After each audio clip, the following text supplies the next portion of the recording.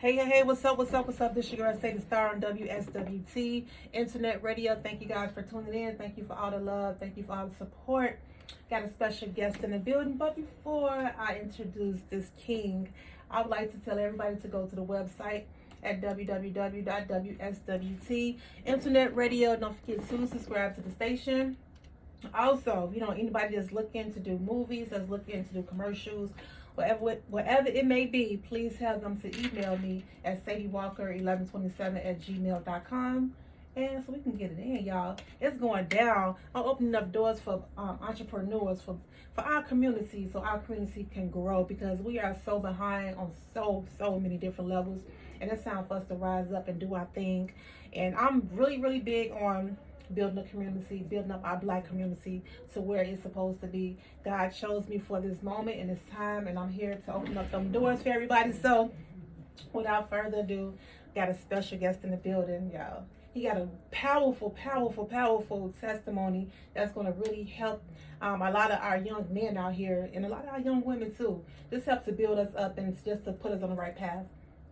So without further ado, I got Mr. Samuel in the building, y'all. What's up? What's up, baby? What's up? So, I know I met you at the celebrity basketball game, which was awesome. When I first met you, I was like, wow. I was looking at your clothes, and your clothes was so unique, and the name is very unique as well. And I know right then and there, when me and you first started talking, I knew that we connected some type of way, and I knew that you had a wonderful story to tell the people. So I'm like, listen, come on my station so I can interview you, so people can know who you are, push your name out there, because you the bomb.com. That's all I got to say. Thank you. Give your flowers while you're still here. So thank you. I want you to introduce yourself to the world and let people know what you got going on. Well, thank you. I want to thank you for this opportunity. My name is Samuel Cravens. I got a clothing brand called Enticing. Enticing is phonetic for the actual word enticing. I just spelled it the way it sounds. Basically, my journey began, I tell people, my journey began when I was in high school.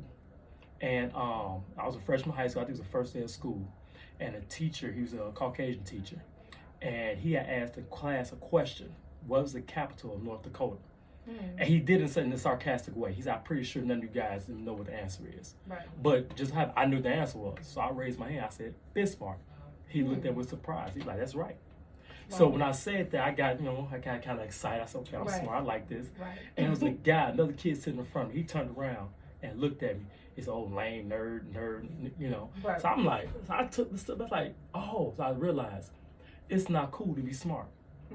So me not having that male guidance let me know that no, listen, it's okay to be smart. Yes. I blended in with my crowd, my surroundings. Yes.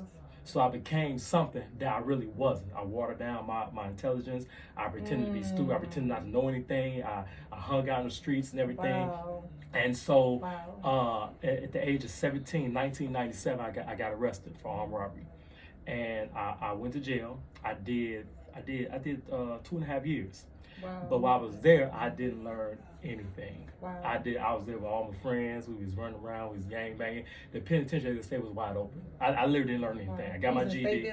I was in Mount Sterling. Okay. I was in Mount Sterling, and like I said, we just having fun, smoking weed and everything. I was getting in trouble still, and so when I got out the second time, I stayed only 6 months.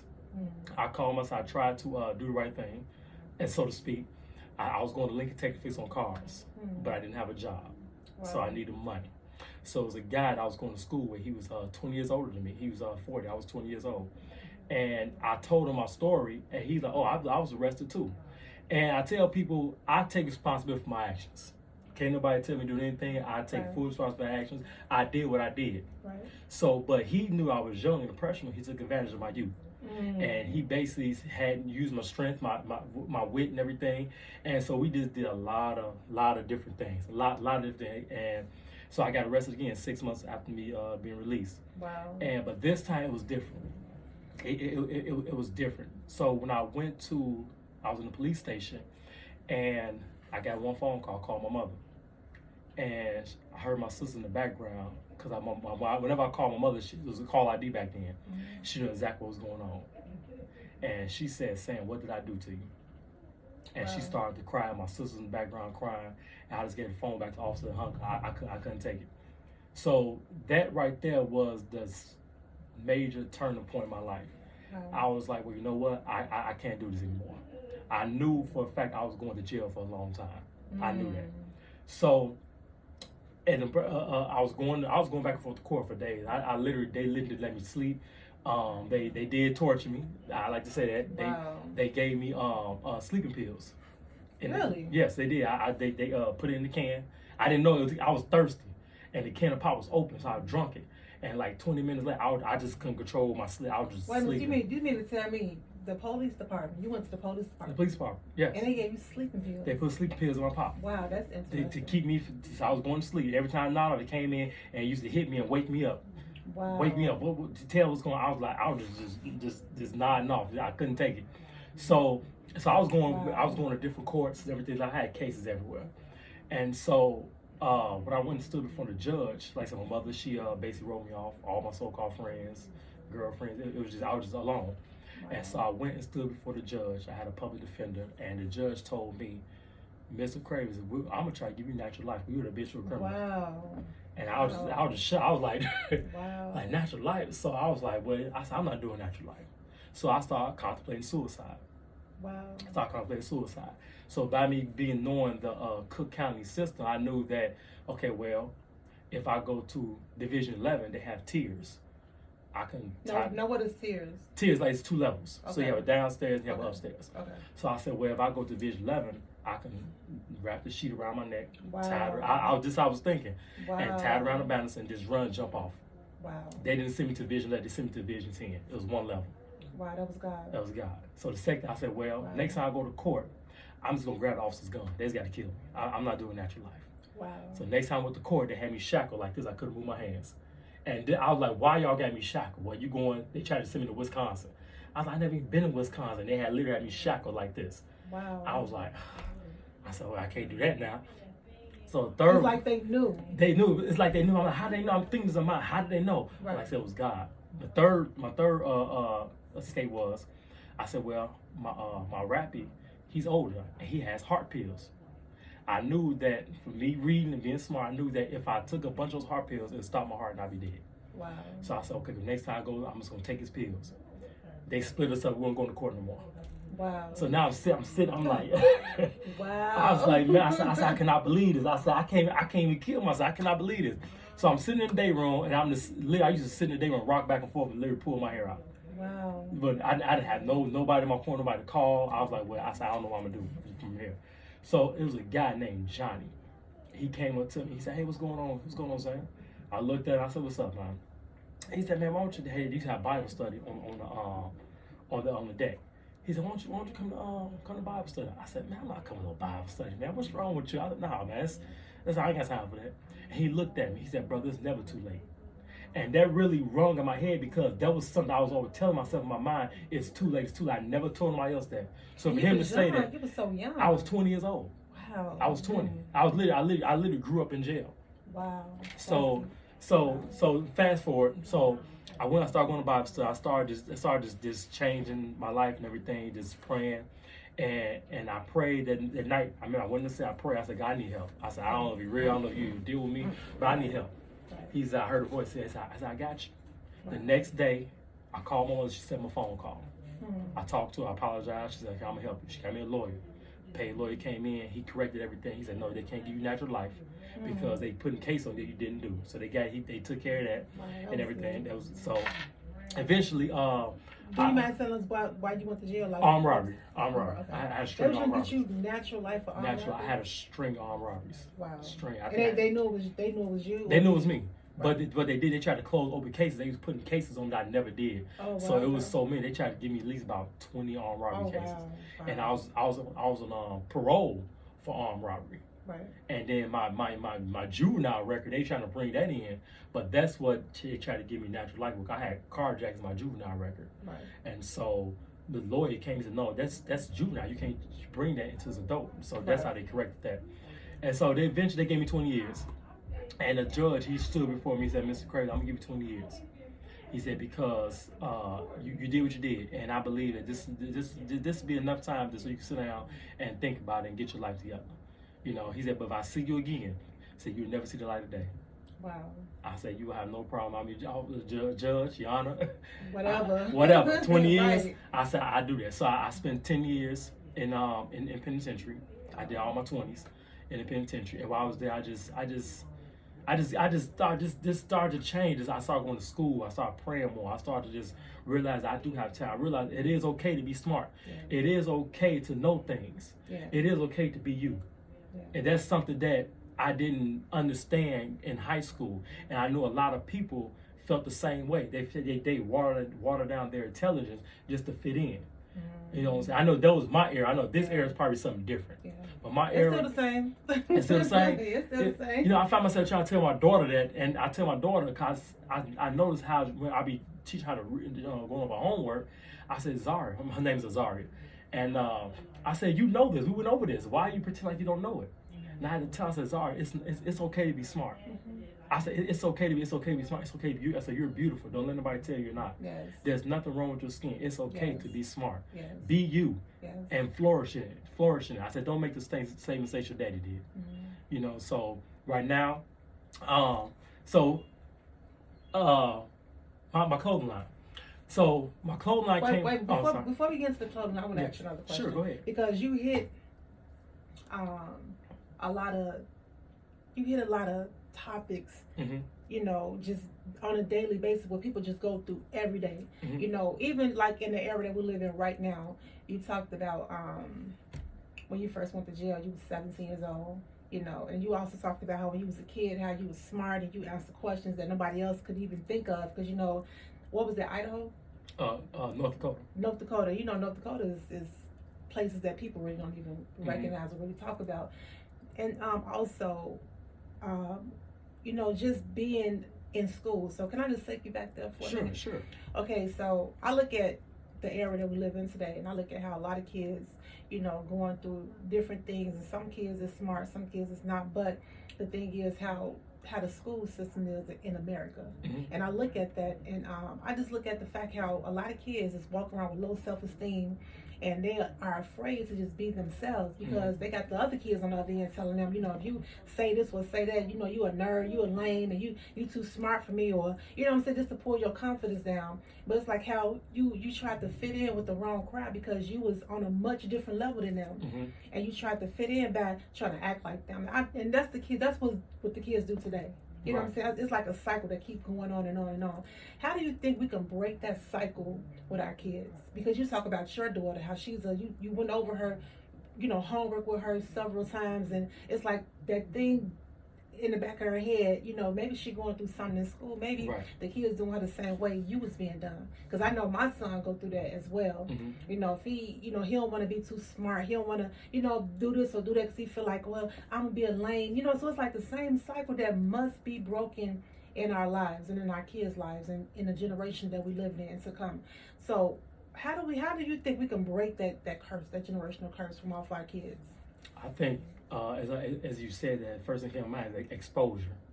If we expose them to different things, I like to say, like, I tell my daughter, expand your palate, explore different things. She said, Dad, this is nasty. I said, you don't know it's nasty until you try it. Right. So for me growing up, if I would have had exposure, not saying my mother did a bad job, my mother did an excellent job. She did an excellent job. Right. But if I was exposed to a black man that was in college, or a black man that wasn't playing sport, was a rapper, he was doing good, he was a businessman, he's an entrepreneur. If I was exposed, I said, wow, there is something more than what I'm seeing. Because the only thing I saw was my environment. Yeah. Everybody's game banging, everybody's selling drugs. Only the drug dealers had to have the girls, had the cars. Mm-hmm. I said, I want the girls, I want the cars. Right. And to me, that's all. If that's what I saw, that's what I need to attain. That was my goal. You know, not knowing that you can still, not saying have the girls, but you could have money, you could have financial freedom, you could have that, and you don't have to sell drugs to get it. You know, you don't have to steal, you don't have to rob to get it. You can go to school. It's okay to be smart. So I believe that if I had that exposure, if I was taken around different venues, You know, like some my mother tried. Oh, she did. I remember she tried to get me involved. It was called the United States Customs Youth Agency. So basically, it was like a Boy Scout, but for United States Customs. And she took me there, and I was actually interested. You know, I go there every Saturday, go on trips and everything, meet different people. But because a friend of mine, who I was hanging out with, couldn't go, and I was afraid to detach myself, I turned down the opportunity. And my mother, monkey, my mother's like, "Are you serious?" And her husband, my stepfather, he said, "Sam, I will give you money right now." They was going. When I talk about this, I was so embarrassed. They was going to Great America. It was a Saturday. My mother woke me up and said, "Sam, I'm gonna take you to the bus stop. Please, just go." I said, "No, I don't want to go. My friend can go. I don't want to go." And she was like, "It's not for him. It's for you." Right. I said, "But I don't want to leave him." She said, "But it's for you. This is you. This is your future." And my stepfather came in and said, "I would give you how much money you want. I would give you money." I said, "No, I'm okay. I'm sorry. I don't want to go." And as I think about that, that was my avenue. But because I was so, how can I put it, want to please everybody, I didn't want to be walking around with the whole uniform on. Right. Oh, look at this old police. Oh, you the police now? I didn't want that stigma attached to me.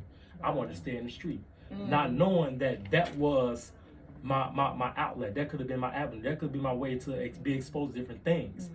But I was afraid to do it. But like I said, it's just exposure and telling kids it's okay to be smart. People are going to talk about you no matter what. You can be smart, you can be stupid, you can be pretty. Yeah. People are going to find something to talk about you about. Something to talk about. At least make it true. Yeah. If you're going to talk about it, you're going to talk about it for being true. Yes, I am smart. Yes, my skin is bronzed. You know. Yes, I do love to read books. Yeah. Yes, I do know. There's nothing wrong. That's knowledge. Right. Because eventually, you're going to work for me.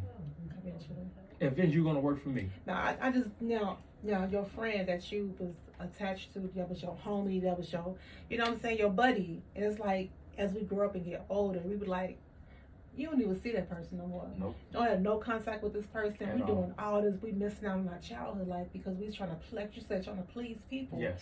And that's what we get messed up at. Yes. Trying to be a people's pleaser. Instead of just, like you said, doing your own thing and being on the right path. Like, if you was on the right path, like, you would have been doing, maybe you probably could have been a doctor. Yes. Or a lawyer, because you was just smart. It was just installing you. You was a smart young man. Yes. So if you would have stayed on the right path, you know, I don't tell them what you would have been. But the thing is that what I love about God is how even though your past, you know, you may didn't go the right path from your past, but you still was like, you know what? Even when you got out of jail, you're like, you know what? I got to do greater than I got to do more. I want more. And look what you did. You created your own clothing line. Yes. A lot of people come out with like T-shirts. They just put their logos on them, but you have actually an actual outfit where your clothes it looks so expensive. Yes. You know, and it's really nice, and the brand is nice. The material feels really, really good. And you came out with a hoodie with satin up in there for the ladies' hair. Yes. You the first person I know that did that. Okay. You know, so that's a blessing. And that lets you know right there that you still got it. You still got the intelligence. You still smart. You know what I'm saying? You still doing your thing. But don't let your past stop you. Keep on going forward. You know, keep on moving forward and keep on being a blessing to the youth. You know, and there's another thing to me also that kind of hit me what you said. Now, when it comes to the system as far as with the police department, and you know, we've been seeing on social media all types of stuff with the police doing, you know, corrupt things, and not saying that all police is like that, because a lot of police is not, you know, corrupt, but you do have some bad seeds out there. And I look at the fact how you was saying that, you know, in the midst of it, how they gave you sleeping pills, not knowing that, you know, you could have been allergic to it. Right. They didn't even know, but they just gave it to you. And it's messed up how the system is. But they're denied. Yes. Of course they will. But you know the truth. Yes. You know, so, you know, your experience just being in there, just let the kids know. Somebody got to hear your testimony. Somebody got to hear your pain. You know, how you said you was in depression. You was rocking back and forth. You know, you was nervous. I mean, everything was just closing in on you. You know, how did you come out of that place of just being stuck? God. That's only I can say. It is God. Like, I went from wanting to hurt myself, kill myself, to basically wanting to live. And I always remember the brother. I wish I could find his brother Johnny, because he was the only one that really talked to me. Nobody else talked to me. He's the only one that came and said, "Hey, brother, why don't you come to the Bible study?" I was reluctant at first because I'm like, Bible study, man, I'm not. My thing was, I'm not about to use God no get out of jail free card. I did what I did. It is what it is. Whatever I got to come, I'm gonna have to accept it. I'm not about to sit here and be a Christian just so I can get out of jail. I'm not gonna do that. Right, you weren't even rocking with God at that I wasn't even rocking with God at that time. But I was raised in church. My Right. mother, she's in church. She's a praying woman. Right. You know, that's why I say I'm still alive for today. Right. And so when I started reading the Bible and everything, I started to just pray, and I said, you know what, I can make it. You know, I can make it. There is something salvageable about me. I'm not just gonna throw my life away. I'm not gonna throw myself away. Right. And so basically, God has gave me the strength just to endure.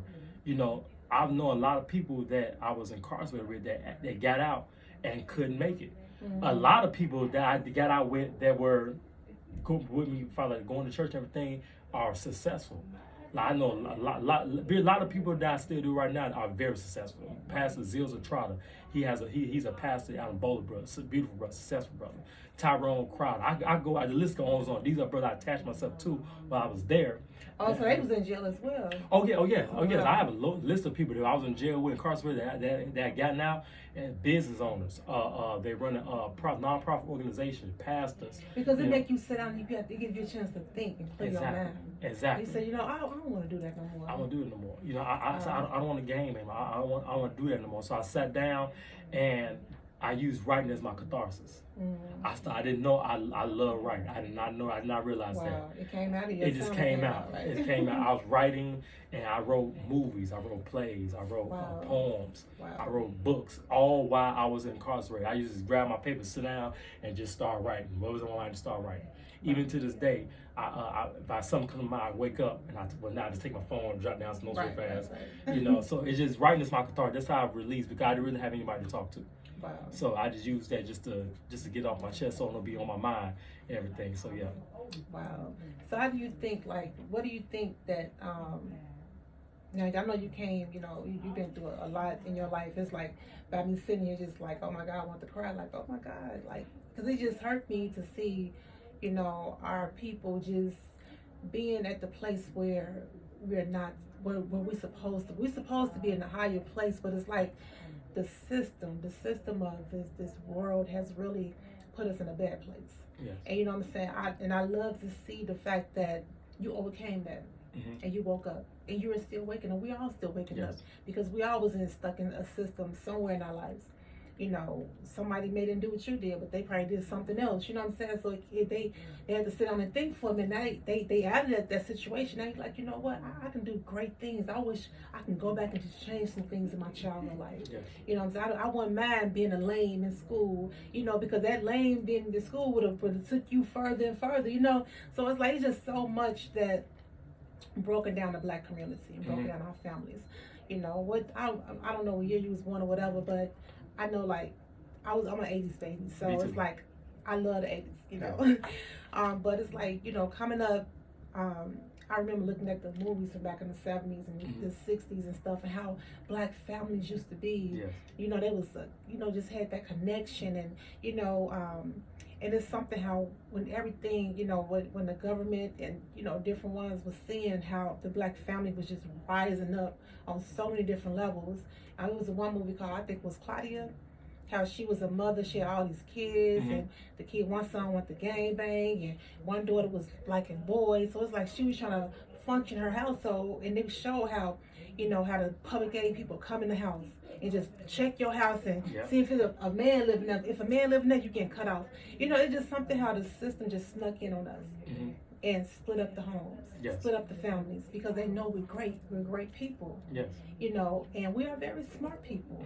You know, and they know that, and it's like, it just saddens me just to see that, you know, you made it, but somebody else didn't make it. Somebody else is still in prison being depressed. You know, and I look at the whole prison system now, how even with the water system, you know, in prison, the water system basically everywhere, how it's just so contaminated, and it's just messing up our membranes. It's just messing up so much that, you know, we can't even really function the way we're supposed to function. And so, with your testimony, it just made me want to just cry. I'm like, wow, like, wow, you went through that, you know, you started, you know, at such a young age with the peer pressure and stuff, you know, so wow, I'm just sitting here just observing everything and just like, wow, you came through from that, you know? Yes. And so tell us about your clothing line. Okay, clothing line, like this, it's called Enticing. It's spelled Ntyxing. It's phonetic. Now that right there was just unique on Yeah. so many different levels. Okay. I was actually, because I had another business venue where I was doing a online boutique during the pandemic, and I was selling women's clothes. Like I said, I'm an entrepreneur by heart. You know, I'm blessed and fortunate that God's given me the career that I have, but I just love entrepreneurship. I love taking something from the bottom and building it up. Right. So I had a clothing brand. It was for it's an online boutique for women, but because I'm a guy, I really don't know women's clothes. It didn't succeed. So I said, well, I think I can try designing clothes. I said, I don't know where to start. I don't know what to do. I said, but hey, I'm gonna try it. You know, so I started doing the research and everything. I started YouTube. I got Adobe Illustrator, Adobe Photoshop. I taught myself how to do that. I just based YouTube and Adobe is hard. But that's it is. Good. I'm That's still good. learning. I'm still learning. I was watching YouTube and practicing and everything, and so I said, okay, I could do this. What really moved me to do it was because, like I said, I'm an 80s baby. I'm 43 years old. Same age. Yeah. Bam. When your birthday? February 21st. February 23rd. What? Damn. What in the world? Pisces, what? Pisces in the Yeah. house. And me and my daughter has the same birthday. What? She's born on Damn. my birthday. Yes. Wow. Yes. Okay. Yeah. Pisces. That's Pisces. that Pisces That's energy. yes, okay. it is. Yes, it is. And you know what? And it's so funny that you said that you design clothes because I design shoes. I have my own shoe line. So, Okay. Okay. Go ahead. Okay. Okay. And so I was and so like because I'm 43, but I don't look like the average 43. I realize it. Not trying to toot my horn, but I don't like the average 43-year-old. You know, so I said I like to stay fast. I like to stay trendy. I like Jordans. You know, Right. I love shoes. That is my. That's Don't you hate when people tell you, even though you're in your 40s, you can't wear Jordans? exactly. I'm like. You know, what's up with that? They tell me all the time, like, you know, but my mother, she tried to tell me that. But Right. I understand my mother, but how she Okay, was we look saying. over mom. Yeah, I look over mom. But, you know, everybody else. Everybody else. Tell us how we supposed to Supposed to dress. dress. You know what I'm I'm saying? like, they tell me, why you gonna dress? I'm not dressing, you know, I'm dressing the way I like. I hear it all the time. What I like. Right. So one day I went to a store. Comfortable. I live comfortable. I like to be Right. fashion. I don't want to dress. I don't want to wear the long alligator. Nothing wrong with it. That's just my not feet your hurt. style. It hurt my Right. feet. So I, you know, so I don't like I to wear get you. those. I get you. Yeah. I get you. Yeah. That's that Pisces. That's a Pisces thing. I like, you know, I like to, you know, I like Alexander Wang suits. I like to go and get a suit tailored. That's what I like, you know. So yeah. That's I like fashion. So I was like, you know what? So I figured there's nothing for me that meets in the middle. It's like either I can get something that's too young, where it's loud and all these loud colors with animated graphics on it, which I was like, nah, it's a little bit too young. Or I can stay with the linen suits or whatever. I was like, nah, I need something in the middle. Right. So I was shopping. I couldn't find anything. I said, well, I like the fitted pants, but I don't want them too tight. Right. But I don't want them too baggy because that's you know. So I said, you know what? I said, I think I could design myself. I think I could design some clothes. And so so I sat down. I said, well, I need to come with a name. And so I wanted to come with a name that was bold, that catch people's attention, that's somewhat kind of controversial, so people could talk about it.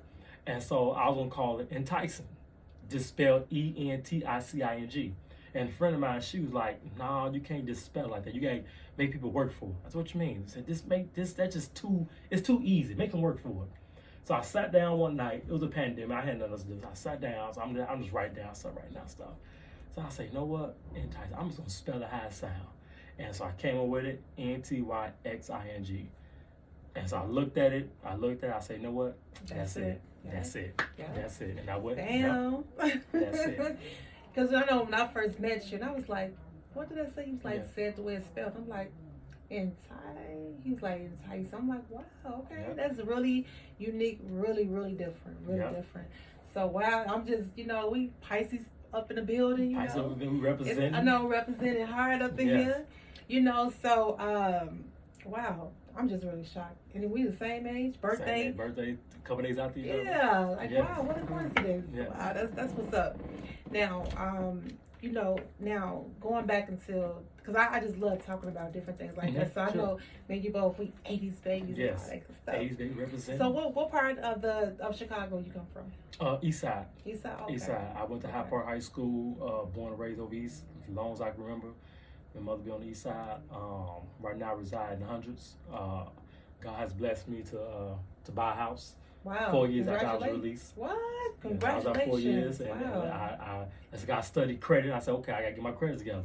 Wow. So I made sure. So you came out, you was like, listen, everything you said you was going to do, you did. Oh, yeah, I had a plan. Right, because some people be in jail, when they get out, they don't do or stick to the plan. Mm-hmm. They, you know, go back to their old ways, but you stuck to the plan. I had no choice, because to me, going back to jail was failure. And I told myself, I wrote it down. Before I wrote it down, I kept it on a piece of paper underneath the bunk. And failure is not an option. And coming back to jail to me meant failure. Wow. And I told myself failure is not an option. If I had to create my own, if I had to start my own business, if I have to work a minimum wage job, I had the job working the cleaners. Wow. I made enough just to pay the insurance on the car and my cell phone bill. That's it. I had nothing else left over. But I said I'm gonna work this job into something else, but I'm keep on working out my process. Because failure, I'm not going back to jail. Failure is not an option. I know that's right. Now tell us, like, for all of the ones out there that don't know, the ones that's out there trying to, you know, do what you're doing, because now, even though you went to jail for theft, but even like right now, it's real big right now. Mm-hmm. People, you know, especially with the little kids, they're out here robbing people for cars and stuff, taking people's cars. So just tell them how your life in prison, just being in that little bitty box, how was it just being in that space that you had, that little bitty space that you had? For the kids out there that really don't know, it's the most is I still have nightmares sometimes. Wow. You know, I still have nightmares. I have anxiety attacks. I was watching the movie How They See Us, what they did with the in New York, with the kids in New York. And I actually remember when that happened. I remember it was on the news. Yes, I remember it too. And then when I saw it, I had a panic attack. I think I was driving the car with my sister. I was driving the car and had my daughter in the car. I called my sister because I couldn't breathe. And my sister, she had to talk to me now. She said, I have no idea. I can't breathe. I can't see. Wow. I don't know what's going on. And I thought about it because when the guy, he was mentally challenged, when he was in that cell and he was locked up in his cell, I remember that. I remember being in that cell. I remember only thing I got is my thoughts. Like, you know what I'm saying? Like, you know, of course you might have a TV or something like that, but after a while, you know, when the lights go off, it's just you. And time is just going by. And the only thing you got is your memories of what used to be. Wow. And and especially for those ones who don't have contact with their families, whose family have disowned them. So now you're really in a place where you're alone. And a lot of times we think that, okay, you know, you're doing these things, don't realize that if you do go to jail, how many people are going to be there in your corner? You know, you might have your mother, you might have some family members, but even how many people? Depending on how you were out here. Right. If you was out here just taking advantage of people and disrespecting people, and now you're in a position where you need somebody to help, how many people are willing to overlook that and help you? Wow. So you got to realize that, like, yeah, right now you may be living a life, whatever, robbing, stealing, but karma's going to have a day, and it's going to come back, and you can't choose how karma is going to come back on you. You know, you definitely can't choose. You know, you might be blessed and fortunate enough to go to jail and sit down, get your life together, and come out and be a better person. God forbid if you get killed in the process, because you never know. So while our kids are doing these things, you got to realize that it's a balance. You can't just come and just doing bad to people and not have to pay. You're going to have to pay somehow, some way, because that's called karma. Either way, when you do good, it's a payment behind it. When you do bad, it's a payment behind it. You reap what you sow. That's true. If you're sowing carnage, if you're sowing destruction, if you're sowing theft, you're going to reap that. And you can't control how it's going to come about. You may think you got away with it, but next thing you know, your kids might be suffering. Anything. Like, I don't want to wish bad on anybody, but you got to realize that it's you gonna reap what you sow. I'm a living testimony. I reaped what I sowed. I was robbing, I was stealing, and I went to jail. Wow. And I went to jail for a long time. I lost all my 20s. The latter part of my teenage year, I didn't go on my prom. Wow. My sisters grew up without me. You know, like when I was locked up, when I was out, they were kids. When I got out, they was grown with kids. That was weird. And that was weird. I said, they was like, this is your niece. I'm like, wow. And I was For a lot of y'all was little girls, Right. and they grown now. Wow. So a whole chunk of my life was spent behind jail. When I got out, it was just like a shot. So much has changed. A lot has changed. You know, Wow. and like I said, I've been there with people who didn't have family, and they, you know, just depressed and don't know what to do, and they just, you know, just stressed out because nobody's in that corner. Mm-hmm. And I wish it on nobody. So to be in a place like that, just be in a small box, and basically all you have is yourself and your thoughts. Mm.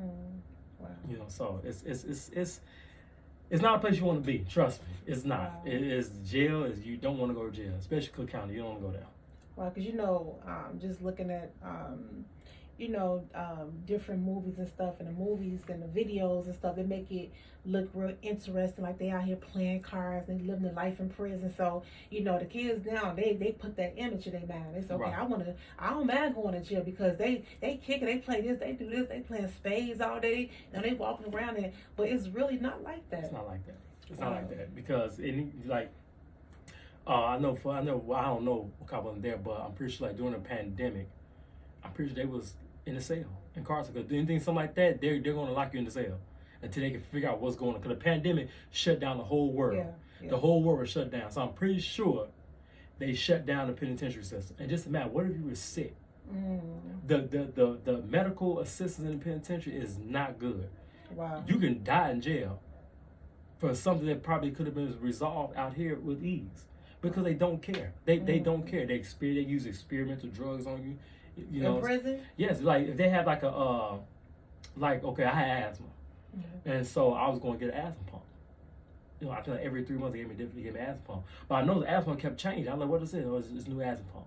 So I'm like, why do it keep on changing? It's not the one I'm used to. You know, luckily I didn't use it often because I was working out and I was exercising. My lungs got stronger, and so really after a while I didn't really need it anymore. But they kept changing it.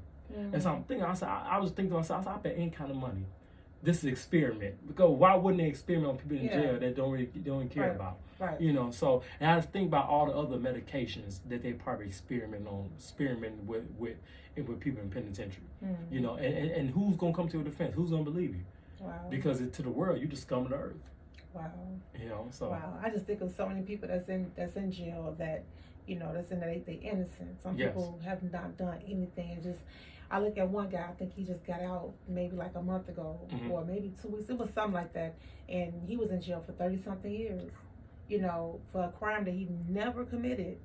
And I just see so many, I know you saw it. I know you saw so many people up in there that, you know, that was good people that didn't do no crimes and had to spend their whole life in jail. And then, 30 years later, oops, we just reviewed this. You didn't do it. You didn't do it. You just took away somebody your whole life. You know, their mom passed away. You know what I'm saying? Never had a chance to even have kids because they've been there since they was little. So it just really, really, really hurts my heart to see that our community is going down the way it is, you know, today. I thank God that you came. I thank God that your mom is still living, that you can still enjoy your mom, you know, and your sisters and your nieces and nephews and stuff. And, you know, but it just saddens me just to see that, you know, when our people commit a crime, and not saying that, you know, that they should, but nobody shouldn't commit anything. Right. But the thing is that they put hard times on you. Yes. And then, you know, when a person that's non-melanin, you know, commit a crime, they get less time. Less time. And I think that's wrong because in the prisons, it's filled with melanin people. Yep. Wow. Yep, you're exactly right. My first time offense, they gave me 6 years, but they could have given me boot camp. Right. But they didn't. Right, because you still was considered a minor. I was a minor. I was 17. Right. But they gave me 6 years, and I was wondering how come I couldn't get boot camp. This is my first offense. Wow. But nah, because you did this. I'm like, well, and just so happened, I'm not making this up. It was a white guy in the same cell with me, and I think he had a theft. He had an armed robbery, something like that. I think it was a theft. But they gave him boot camp. So I'm like, and we the same age. Why he get boot camp and I gotta go to jail? Right. You know, so I was like, well, it's just a system. But like I said, I take responsibility for what I did. I'm not gonna say it's like, well, the system oppressed me. The system has its flaws. But a lot of flaws. But I subjected myself to the system by committing crimes. Right. So I can't say You fell for the okie doke. I fell for the okie doke. Yeah. So yes, the system has flaws, a lot of flaws. They're corrupt, but I put myself in a position to be subjected to the system when I didn't have to.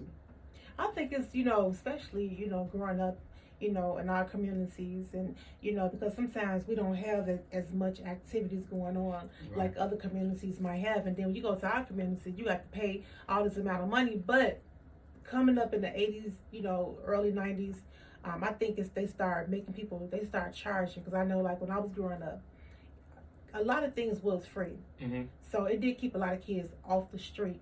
But as time went on, parents had to pay for this stuff. A lot of parents couldn't afford to pay for it. So now, they come out with the video games and stuff and Grand Theft Auto, and, kids are playing this stuff. They're like, well, I want to live the real life of Grand Theft Auto. And sometimes, even now, there's really nothing for the kids to do. No. You know what I'm saying? Instead of when we was coming up, we had I know me, Austin Town Home, we had the YMCA, we had the Boys and Girls Club, they had things that we could do to stay off the street. Right. As of now, there really isn't nothing. But the stuff that they do have, a lot of parents can't afford it because it's like $400 or $200 a month. Yes. So it's like the system is just so messed up on so many different levels. And even now, since the pandemic, everything is shot up to, you can go to the store and buy, 4 things, and that's like $100-something. You look like... Yes, I just went a couple days ago. I was like, how? I just got one bag. Right, one bag, that's $100-something. You like, wait a minute. The taxes going up, everything is going up. That's why the kids go out into the street. They want to rob because mama don't really got enough food up in the refrigerator for us to eat. They looking like mama ain't really got, no car. Some kids grow up, their parents get them a car, but some kids grow up, they don't get that. I want to go and rob this person and drive around their joyride around their car. And, not saying it's right, it's wrong on so many different levels, but it's just the lack of activities that we have in our communities. That's why it's time for Black people, for melanin people to rise up and start building our communities. Yes. I was looking at a video this morning in Detroit, and I took my hat off to Detroit. They out there doing their thing. They out there protecting their communities. Like, if they find out there's a crime going on, instead of calling the police, you're going to call this new era people that's going to come in and they're going to protect your community. Okay. And they come up in there full force. Like, they ain't playing. They ain't playing. So if there's somebody kidnapped going on, they go out and they look for the kids. Okay. They're not waiting on the police to come in and do nothing. They building up their own community. That's why I took my hat off to these brothers, because they out there doing their thing. Yes. With your testimony, what would you tell the kids of today? What would you tell them to get off the street and do better? I tell them to a lot of kids have talent they don't know that they have. Mm-hmm. Hidden talent. Yes. I tell my nieces this all the time. Like, my nieces, they like to do the Instagram and stuff like that. And I was like, do you know you get paid for that? Mm-hmm. They looked at how. I'm like, that right there, that's content you're creating. Mm-hmm. Even though you're young, you could start creating your portfolio. Mm-hmm. So I would tell the kids, like, to basically, before you go out there and try to get it the easy way, well, not the easy way, the fast way, the quick way, rob and steal. Yeah. Just sit back and think, like, okay, if I do this, what gonna be the repercussions behind that? Mm-hmm. I might get away with it. Yeah, you might get away with it. But then you might want to do it again. Mm-hmm. What's gonna happen the second time? So I tend to be thinkers. I tell my nieces to be a thinker. Just sit back before you do something. Just think. Just go through the whole process of think. Don't just react. Just think about it. And as far as like different programs, these kids these days are different. Like, when we was growing up, we was outside. We was riding bikes. We was double dutch. We was hopscotch. I was climbing trees. Me too. I was outside.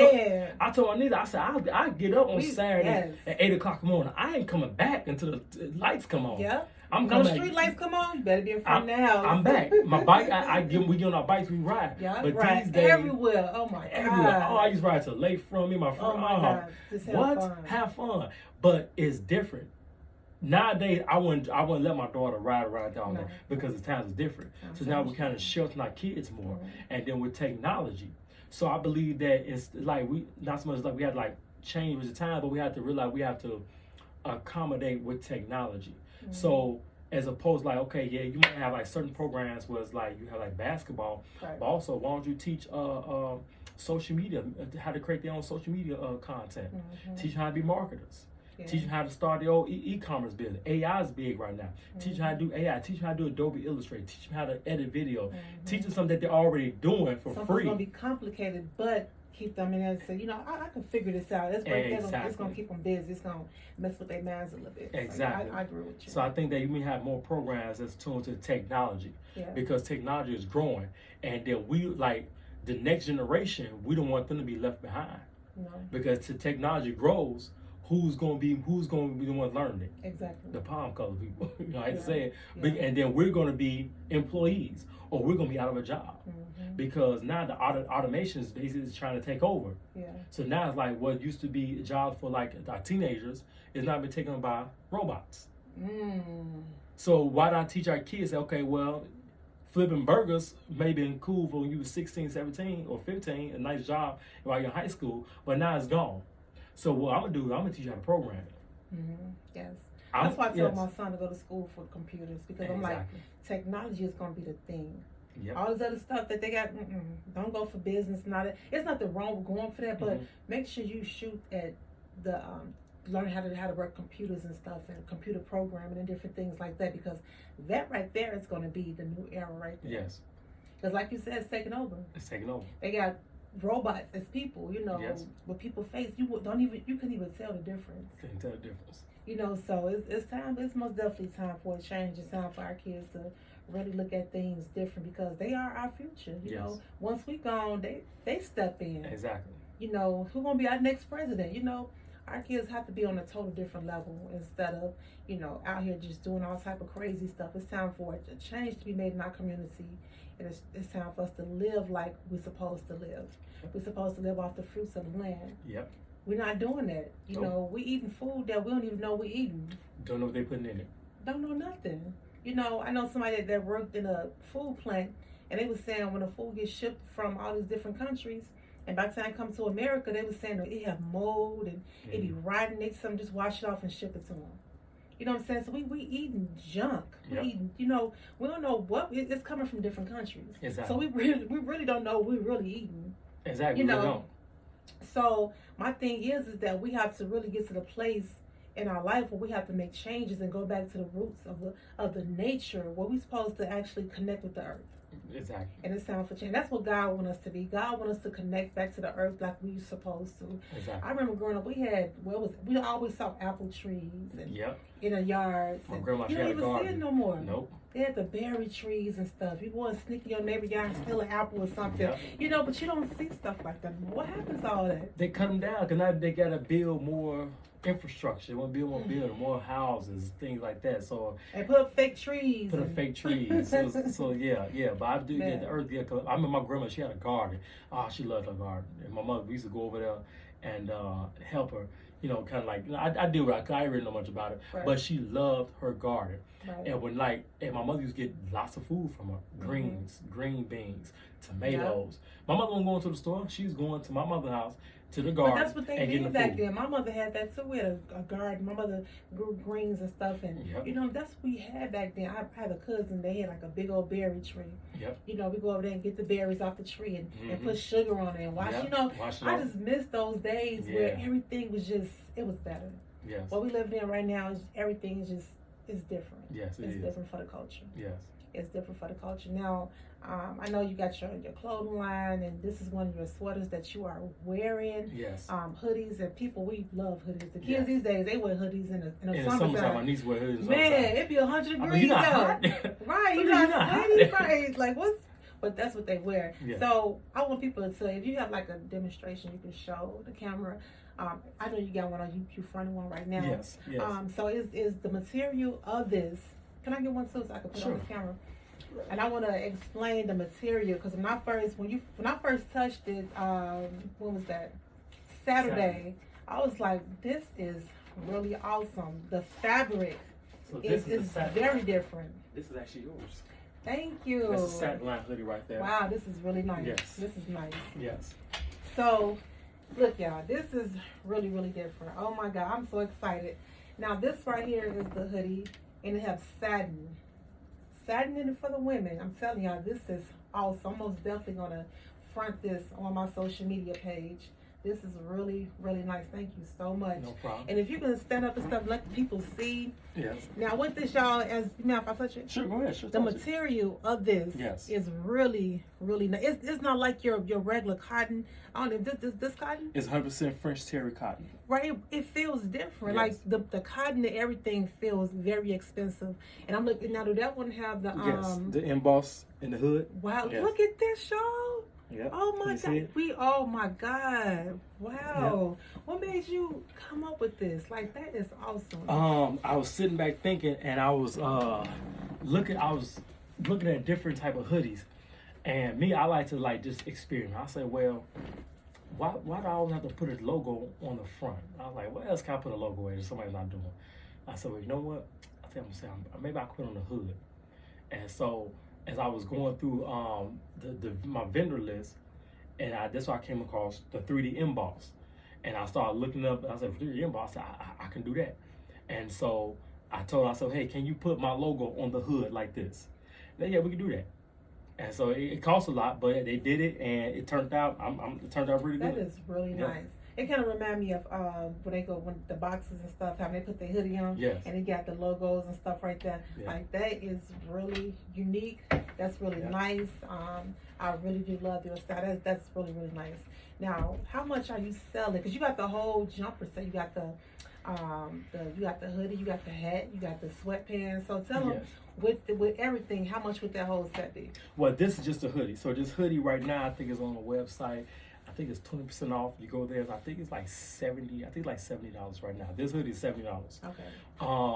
I have a zip up. The zip I call it my signature collection. It's a zip up jogging set. You got the top and the bottom, and it comes with a free beanie. And it comes with a free carrying bag. Really? Yeah. Now, do you have your carrying bag? Yes, I do have the carrying bag. I actually brought the carrying bag with me for your hoodie. This is the carrying bag that is Wow. with the signature collection comes in. That's yours. Y'all, oh my God, y'all got to check this out, y'all. It comes with a bag. Yes. I'm sorry to put this in your face. Okay. A hoodie Yes. with a bag. Yes. You cannot go wrong with that. Oh my God, this is really, I'm Yeah. so proud of you. Thank you. Pisces, Pisces doing it. I'm so proud of you. Wow, this is really, really nice. Y'all got to go and check this out. Yeah. Now, tell them how could they get in contact with you. Give them like your website information, everything. Website is www.enticing. That's NTYXING.com. You can follow me on all social media at enticing NTYXING. You can inbox me on Instagram, Facebook. You can send me an email at sam@enticing.com. I respond back. You do respond back. I do respond. Some people don't. Yeah, I respond You back. respond back. And like I was this young brother that he said he wanted me to be his mentor. I was kind of like, I like mentor. I like, what you mean mentor? He's like, man, because me, I don't consider myself as like, I'm not making millions of dollars and everything, like, you know. That's okay. You know. We know, you know what? People get caught up into this whole thing of, well, you got to have money. It's like nowadays people don't care about that anymore. We just all trying to live. We all going through something in life. So it's like when people come up to you and say stuff like that, take that as an honor, because too many people, there's not too many mentors out here. Okay. You know, you got the Puff Daddies and the Jay-Z's and all that. Okay, they got their name, but we talking about somebody from our city, our land, that's doing their thing. That's an honor. Okay. So you are a mentor. You my mentor. Oh my God. You know, I really am excited about this because you got out of prison after serving all these years, in and out all your life, and you got on the right track. You said no more.